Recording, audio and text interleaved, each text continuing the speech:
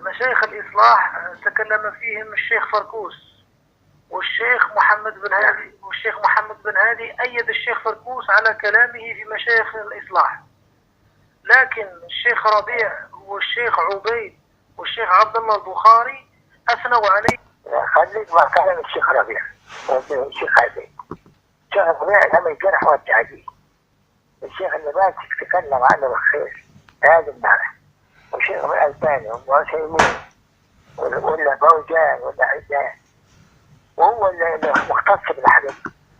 كل جرح والتعديل كنا عنده في رمضان، فأنا قريت الكلام كله بتاع الشيخ محمد النهادي لا تقوم بحجة، فهيثق في كلامه ومش ساكت، ورب الحمد لله الأمانة بصدق. فأنت خليك مع المشايخ زي ما قال لك الشيخ ربيع والشيخ عبيد. الشيخ ربيع يصلح لنا رحله.